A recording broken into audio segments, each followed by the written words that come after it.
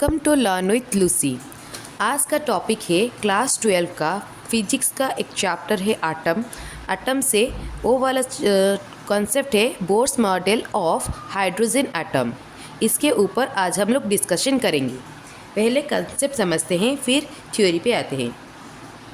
According to Bohr's model, the electron revolves around the nucleus in circular orbit. तो Bohr के model के हिसाब से इलेक्ट्रॉन न्यूक्लियस के चारों ओर कैसे घूमता है, जैसे कि लेट ये एक एटम है और बीच में इसका क्या है, न्यूक्लियस है, ठीक है।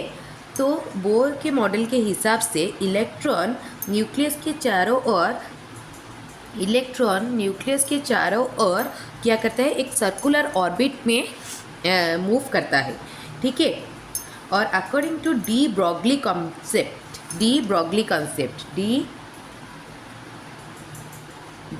कंसेप्ट, उनके कंसेप्ट के हिसाब से the electron is not only a particle but has a wave character also. Electron सिर्फ एक पार्टिकल नहीं है बट उसके पास एक वेव कैरेक्टर भी है। कैसा देखते हैं। तो ये एक सर्कुलर ऑर्बिट है एटम का, ये अंदर में न्यूक्लियस है, ठीक है। तो इलेक्ट्रॉन में क्या है ना, वेव कैरेक्टर है, वो वेव के तरह मूव करता है,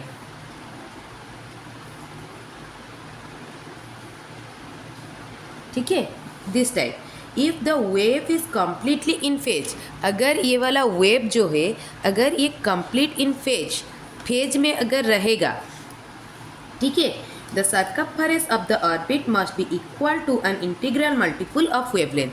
अगर ये वेव जो है अगर सेम फेज में रहेगा तो उसका जो ये किसके साथ, इसका वेवलेंथ किसके साथ इक्वल हो जाएगा ना, ये सर्कल का सर्कम्फरेंस के साथ इक्वल हो जाएगा। तो उसको कैसे समझेंगे, देखो एक मैं डायग्राम से बनाती हूँ। ये वाला ये क्या है, एक वेव है, ठीक है, साइनसोइडल वेव। और इधर हमने एक ले लिया, ठीक है। तो हम लोग अगर ये सेम फेज में अगर है, मतलब ये ज़ीरो में है तो इधर ज़ीरो, ठीक है, ये 1 में है तो इधर 1,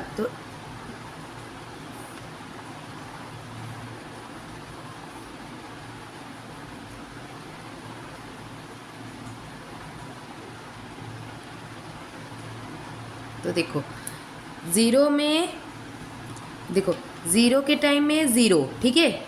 देन ये 90 डिग्री, ये 90 डिग्री के टाइम में ये 90 डिग्री, ठीक है। तब तक इसका ये वाला पार्ट इधर, ये वाला इधर, ये वाला इधर, ठीक है, समझ में आया। फिर 90 डिग्री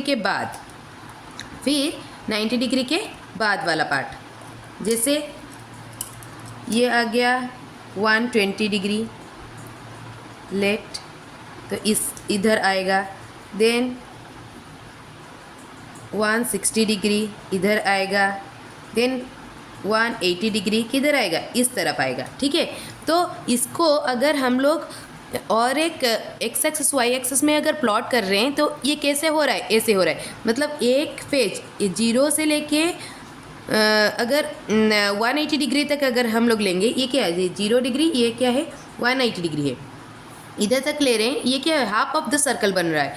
फिर नीचे में आएगा, नीचे में ऐसे आएगा तो इधर आएगा, ठीक है, ऐसे आएगा तो इधर आएगा। अगर प्लॉट करेंगे तो कैसे आ रहा है, ठीक है। अभी ये वाला क्या है 270 डिग्री, तो ये किधर आएगा, इधर आएगा। तो ये 360 डिग्री इधर आएगा। तो ये अगर हम लोग कोई एक वेव को अगर प्लॉट कर रहे तो एक वो क्या हो रहा है ना, सर्कल में कन्वर्ट हो रहा है। तो वैसे ही अगर ये जो इलेक्ट्रॉन का जो एक वेव कैरेक्टर है, अगर वो सेम फेज में रहेगा तो एक वो सर्कल क्रिएट करेगा, कंप्लीट सर्कल एक क्रिएट करेगा। If the wave is completely in phase, अगर ये वेव जो है वो कम्प्लीटली इन फेज रहेगा, the circumference of the orbit must be equal to an integral multiple of wavelength. तो सर्कम्फरेंस ऑफ द सर्किट कितना हो जाएगा, सर्कम्फरेंस ऑफ द सर्किट कितना हो जाएगा, सर्कल कितना हो जाएगा 2πr। तो इसका integral multiple n into lambda. Lambda मतलब क्या है, लैम्बडा है वेवलेंथ, वेव लेंथ मतलब क्या, एक कंप्लीट साइकिल। ये क्या है, एक साइकिल, ये कंप्लीट साइकिल है। इसका इधर से लेके इधर तक मतलब 0, 180 डिग्री, 360 डिग्री, इधर से लेके इधर तक, इसको क्या बोलते हैं, वेव लेंथ बोलते हैं। ठीक है, तो ये एक सरकमफरेंस में कितना वेवलेंथ क्रिएट करता है, एक सरकमफरेंस में कितना ये वेवलेंथ कंप्लीट करता है। ठीक है, ये पूरा सरकमफरेंस में कितना वेवलेंथ वो क्रिएट करता है, इससे इक्वल हो जाता है। ठीक है, तो n जो है वो क्या है, इंटीजर है, n जो है वो है इंटीजर, एंड r जो है वो क्या है, radius of the orbit, radius of the orbit.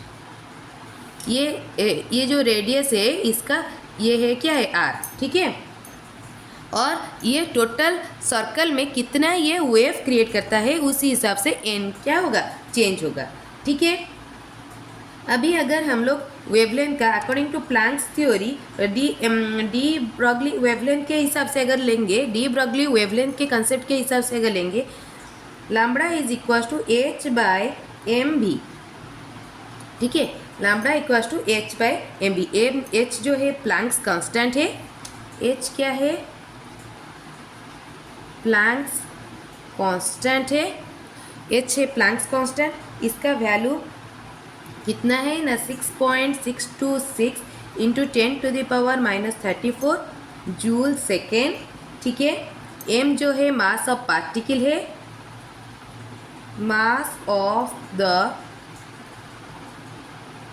Particle है, और v जो है वो क्या है, वेलोसिटी है, वेलोसिटी। ठीक है, ये हो गया क्या, according to de Broglie concept के हिसाब से वेवलेंथ कितना आना चाहिए, कितना आना चाहिए।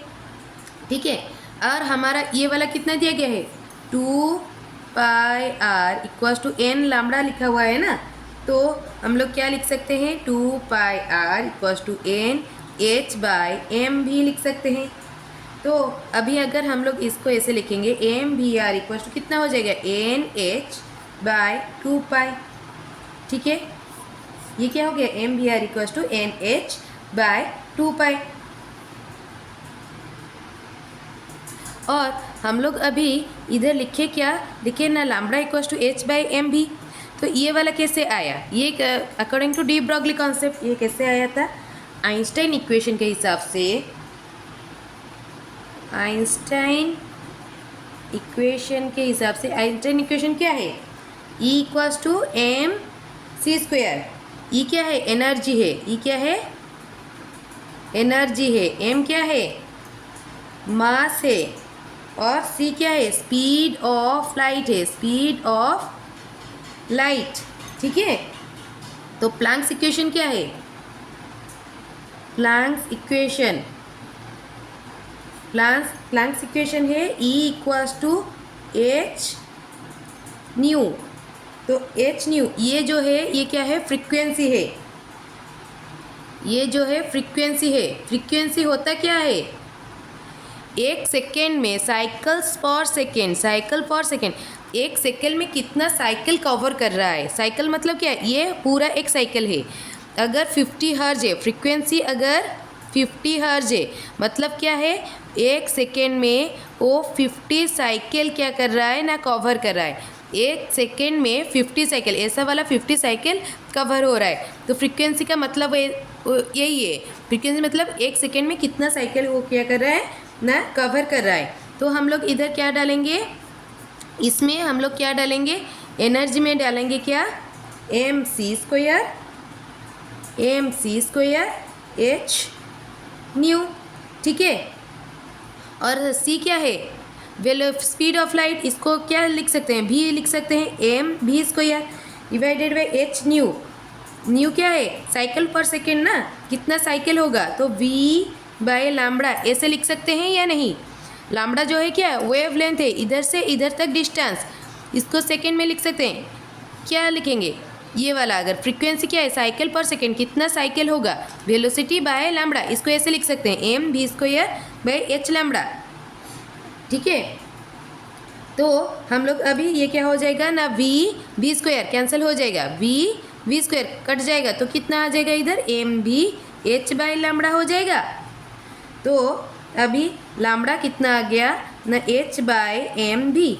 ठीक है, ये इधर आया था, मैंने जो लिखा था de Broglie concept, according to de Broglie concept the wavelength is this.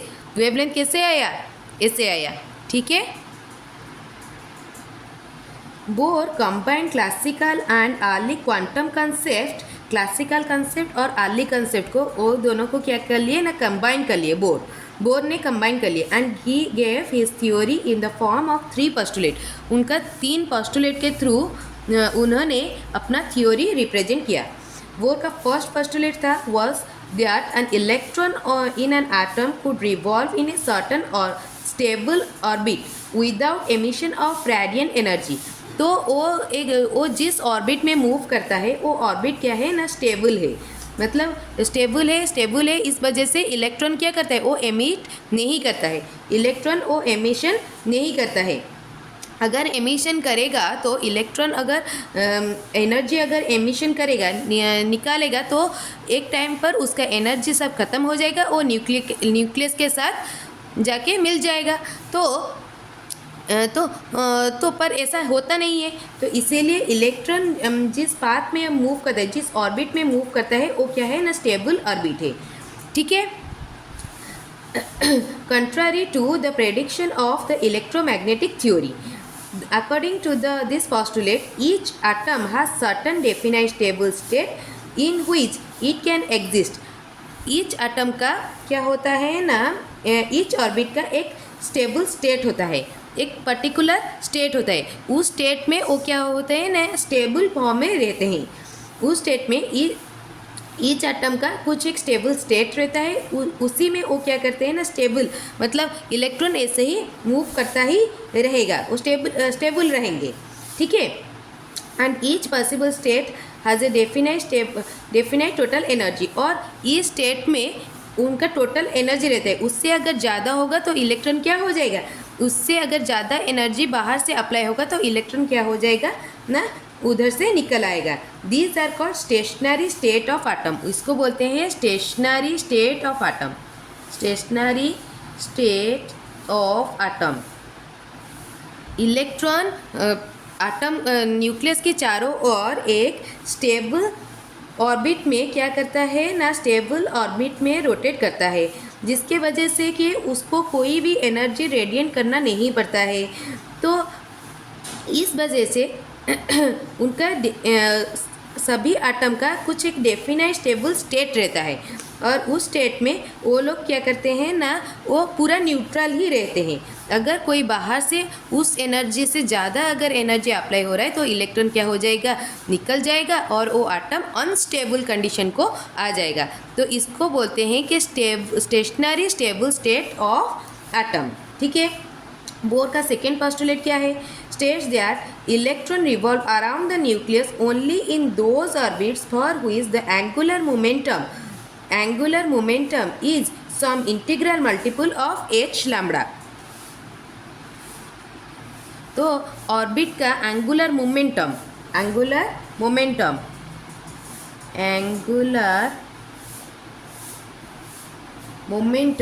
कितना होता है ना, h/2π होता है, h/2π, and h is the Planck's constant, इधर मैंने बताया था।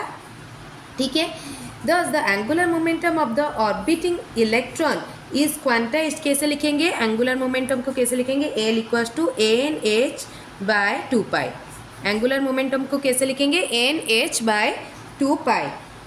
For any permitting angular momentum of electron, और एंगुलर मोमेंटम ऑफ इलेक्ट्रॉन कितना होता है, mvr। इलेक्ट्रॉन का एंगुलर मोमेंटम कितना होता है, ये इलेक्ट्रॉन का है, ये इलेक्ट्रॉन का एंगुलर मोमेंटम है, ये ऑर्बिट का एंगुलर मोमेंटम है। दोनों अगर इक्वल होंगे तभी जाके इलेक्ट्रॉन क्या करेगा, उस ऑर्बिट में रोटेट करेगा। तो इधर क्या लिखेंगे ना, mvr = NH/2π, mvr = NH/2π। इधर हमने निकाला था, कोई एक ऑर्बिट का एंगुलर मोमेंटम कितना होता है ना, h/2π होता है। ऑर्बिट का एंगुलर मोमेंटम कितना होता है h/2 और इलेक्ट्रॉन का एंगुलर मोमेंटम कितना होता है m/r। तो दोनों अगर इक्वल होंगे तभी इलेक्ट्रॉन क्या करेगा, उसके चारों ओर घूमेगा। तो इसको बोलते हैं प्रिंसिपल क्वांटम नंबर, इसको बोलते हैं प्रिंसिपल क्वांटम नंबर, ये कंसेप्ट को बोलते हैं principal quantum number. Bohr's third postulate states that an electron might make a transition from one of its specific non-radiant orbit to another lower energy। मतलब bore क्या कहते हैं ना, जब ऑर्बिट इधर से इधर में आएगा, मतलब और एक ऑर्बिट ऊपर में आएगा, तो उसका एनर्जी लेवल क्या हो जाएगा, घट जाएगा, क्योंकि वो न्यूक्लियस से ज़्यादा डिस्टेंस में रहता है। तो इसका एनर्जी लेवल इधर से इधर क्या होता है, घट जाता है। इसीलिए electron can jump from this orbit to this orbit, lower orbit में क्या करते हैं ना, जंप कर सकते हैं। व्हेन इट डज सो, जब ये ऐसा करता है, photon is emitted having energy equal to the energy difference between the initial and the final state. जब ये ऐसा करते हैं तो फोटन क्या करता है ना, एनर्जी एमिट करता है, और वो क्या होता है ना, initial energy minus final energy. तो फ्रीक्वेंसी कितना होगा, the frequency of emitted photon, the frequency of emitted photon is equal to क्या होगा, initial energy minus final energy, where EI is the energy of the initial energy and this one is the final energy. और initial energy क्या होता है, ज़्यादा होता है then the final energy. ये था बोर्स का 3 पोस्टुलेट। पहला वाला पोस्टुलेट में ये बताया गया कि एटम इलेक्ट्रॉन क्या होता है ना, और न्यूक्लियस के चारों ओर एक ऑर्बिट में, स्टेबल ऑर्बिट में रोटेट करता है, और एटम्स का एक स्टेबल स्टेट रहता है। सेकेंड पोस्टुलेट में बताया गया उस ऑर्बिट का एंगुलर मोमेंटम जो है वो क्या है, h/2 है, और इलेक्ट्रॉन का एंगुलर मोमेंटम क्या है, m/r। दोनों ही अगर इक्वल होंगे तो इलेक्ट्रॉन क्या करेगा ना, उसी ऑर्बिट में रोटेट करेगा, ठीक है। और थर्ड पोस्टुलेट में बोला गया कि इलेक्ट्रॉन लोअर एनर्जी ऑर्बिट में जंप कर सकता है by emitting energy, photon energy. और फोटन फ्रीक्वेंसी क्या होगा, h is equal to EI/EF, मतलब initial energy minus final energy. अगर मेरा एक्सप्लेनेशन आपको समझ में आया, please like, share and subscribe my channel, and thank you for watching this video.